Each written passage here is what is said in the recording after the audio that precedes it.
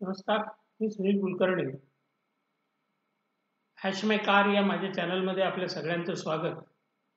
आपण एक सिरीज चालू केली आहे नवीन गाडी घेण्यापासून पुढे सर्व. त्याबाबतचा तिसरा व्हिडिओ आपल्यासमोर देतो आहे. आपण गाडी घेतली, गाडीची डिलिव्हरी कशी घ्यायची ते आपण पाहिलं. त्यानंतर फ्री सर्व्हिसेस ज्या आहेत त्या आपण कंपनीकडून करून घेतल्यात आणि आता रुटीन आपल्या सर्व्हिसेस सुरू झालेल्या आहेत. आपली वॉरंटी 1 वर्ष, 1.5 वर्ष, 3 वर्ष, रनिंग विचेवर इज अर्लियर प्रमाणे 10,000, 1 lakh kilometre, 1.5 lakh kilometre, 2.5 lakh kilometre अशा प्रकारे आपली वॉरंटी असते. ते वॉरंटी बुकमध्ये आपण बघून घेतलं पाहिजे. आणि मग आता सर्वात महत्त्वाचं आहे ते आपल्याला आपल्या गाडीचं सर्व्हिसिंग. मूलतः कुठल्याही गाडीला साधारणपणे 10,000 किंवा 15,000, जर सिंथेटिक ऑइल वापरत असतील तर 15,000 आणि रेग्युलर पण सिंथेटिक ऑइल वापरत असतील तर 10,000 अशा प्रकारे आपल्या गाडीची सर्व्हिस करावी लागते. आणि ज्या गाडीचं रनिंग होत नाही, बऱ्याच लोकांचा हा प्रॉब्लेम असतो की गाडीचं रनिंग होत नाही, त्या गाडीचं प्रत्येक वर्षी आपल्याला आपलं सर्व्हिसिंग करून घेतलं पाहिजे. आता यामध्ये काही गोष्टी आपण अतिशय महत्त्वाच्या लक्षात घेतल्या पाहिजेत की सर्व्हिसिंग म्हणजे वॉशिंग नाही.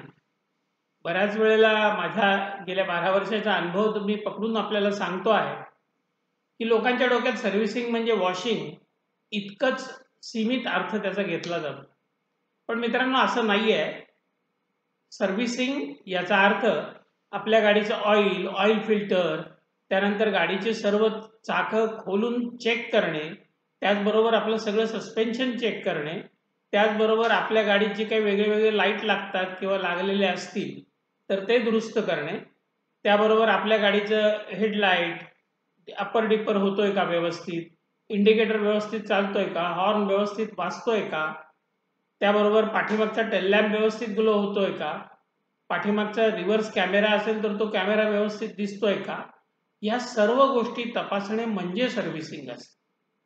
तर त्यामध्ये तुम्हाला चाकं काढून चेक करताना तुमचे ब्रेक पॅड ठीक आहेत का, ब्रेक पॅडचं जे काही ऑइल असतं, ब्रेक ऑइल असतं, ते ब्रेक ऑइल व्यवस्थित पोचतंय का, त्यानंतर त्याच्यातल्या ज्या पिना असतात त्या पिना व्यवस्थित ऍक्ट करतायत का, काम करतायत का, अशा प्रकारे तुमचं चाक चेक केलं जातं. त्यानंतर तुमचे जे सस्पेन्शन आहे त्याचे शॉकर्स व्यवस्थित काम करतायत का, निरनिराळे जे रबर बुश आहेत ते कुठे घासून खराब झालेले नाहीत ना, ते व्यवस्थित आहेत का, स्टेअरिंग रॉड व्यवस्थित आहे का, ॲक्सल आपले सगळे व्यवस्थित काम करतायत का, आपल्या चाकाला आपण अलाइनमेंट आणि बॅलन्सिंग करून घेतो. आता अलाइनमेंट बॅलन्सिंग कशासाठी असते, तर अलाइनमेंट ही मूलतः आपली गाडी एका बाजूला ओढू नये, म्हणजे त्याचा अर्थ आपलं चाक हे रस्त्याला बरोबर परपेंडिक्युलर किंवा सरळ रेषेत स्पर्श करावं यासाठी अलाइनमेंट केली जाते. त्याचबरोबर आपली जी काही डिस्क आहेत त्या डिस्क जर आउट झालेल्या असतील किंवा एखाद्या ठिकाणी त्याला कुठेतरी मार लागला असेल तर त्याचा बॅलन्स बिघडतो आणि त्यासाठी बॅलन्सिंग करणं आवश्यक असतं. याही गोष्टी सर्व्हिसिंगमध्येच अंतर्भूत होतात. त्यानंतर आपल्या गाडीचा जे काही फ्युएल टँक आहे, त्याच्यानंतर निरनिराळे आतले सीट बसायचे ज्या पोझिशन्स आहेत, त्यानंतर आपले सीट पुढे मागे होतात की नाही प्रॉपर, या सर्व गोष्टी तपासणं म्हणजे सर्व्हिसिंग. त्याला आम्ही 20 पॉईंट चेकअप असं म्हणतो. जवळजवळ 20 पॉईंट आहेत की जे चेक केले जातात आणि मग त्याच्यानंतर तुमची गाडी वॉशिंगला जाते. म्हणूनच मी सर्वांना अतिशय विनंती करेन की कदाचित गाडीत थोडी धूळ इकडे तिकडे राहिली तर हरकत नाही, पण महत्त्वाचं या सर्व गोष्टींची व्यवस्थित तपासणी झाली आहे का हे पाहणं अतिशय महत्त्वाचं आहे. दुर्दैवाने ग्राहक फक्त शेवटचं वॉशिंग बघतो, कुठेतरी घाण आहे, कुठेतरी काहीतरी धूळ राहिलेली आहे आणि तेवढ्यावर आपली नाराजी व्यक्त करून निघून जातो. खरं सांगायचं म्हणजे हा त्याच्यातला अगदी शेवटचा भाग आहे जो कदाचित घाण राहिल्याने तुमचं काहीही नुकसान होणार नाही, पण जर ऑइल प्रॉपर वापरलं नसेल, फिल्टर व्यवस्थित बदललं नसेल, तुमचे ब्रेक पॅड जे चेक करायचे ते केले नसतील, त्याच्यानंतर चाकातली हवा प्रॉपर केली नसेल, अलाइनमेंट केली नसेल, त्यानंतर बॅलन्सिंग केलेलं नसेल, तर तुमच्या गाडीला मोठा अपघात सुद्धा होऊ शकतो किंवा तुम्हाला रस्त्यात अडचण सुद्धा येऊ शकते. त्यामुळे असं कितीतरी ठिकाणी मी बघितलेलं आहे की ऑइल चेंज करताना चुकून ऑइलच घातलं नाही आणि मग ती गाडी रस्त्यावर गेल्यावर ओव्हरहीट झाली आणि जाम झाले, इंजिन जाम झालं. नाही म्हटलं तरी 5, 50, 70,000, 80,000च्या आसपास त्याचा खर्च आहे. मग ह्या गोष्टी आपण पाहायला पाहिजेत. वॉशिंग हा त्यातला अतिशय न्यून भाग आहे. त्यामुळे सर्व्हिसिंगमध्ये आपण जेव्हा जाल त्यावेळेला या गोष्टींचं लक्षात ठेवा. डीलरशिपमध्ये आपल्याला काही इतर कामांसाठी जास्त आग्रह केला जातो. त्याला सर्व्हिस प्लस म्हणतात, सर्व्हिस काय एक्स्ट्रा म्हणतात. या अशा प्रकारच्या सर्व्हिसेस त्याची योग्यता, उपयोगिता पाहूनच आपण त्या घेतल्या पाहिजेत. नाहीतर अननेसेसरी आपलं सर्व्हिसचं बिल वाढत जातं आणि मग आपल्याला ती गाडी महाग वाटायला लागते.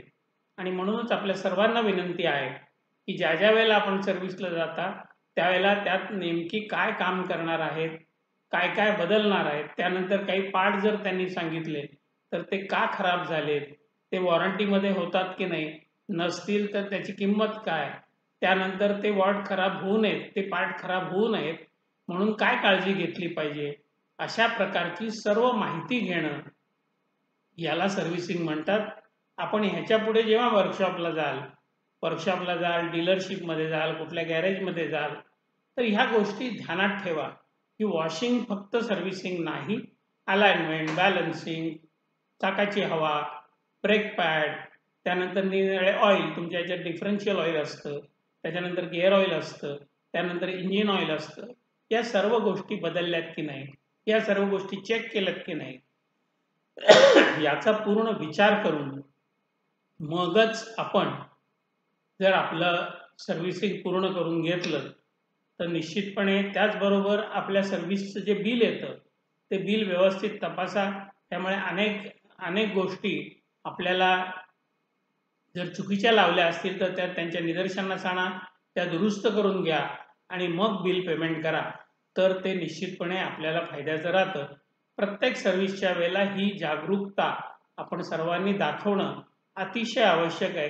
आपण जसं ही जागरूकता दाखवत जाईल तसं तिथले वर्कशॉपची माणसं सुद्धा व्यवस्थित रिस्पॉन्स करतात आणि मग आपण आपलं बुकलेट, आपलं वॉरंटी बुकलेट याचा अभ्यास करून तिथे गेलेलो असलो तर त्याचा चांगला प्रभाव पडतो. म्हणून ती माहिती घेणं अतिशय आवश्यक आहे. अशा प्रकारे जर आपण सर्व्हिस करून घेत असाल तर आपल्या गाडीचं नुकसानही कमी होईल, त्यानंतर आपल्या गाडीचा खर्चही कमी येईल आणि त्यातून आपला फायदा होईल.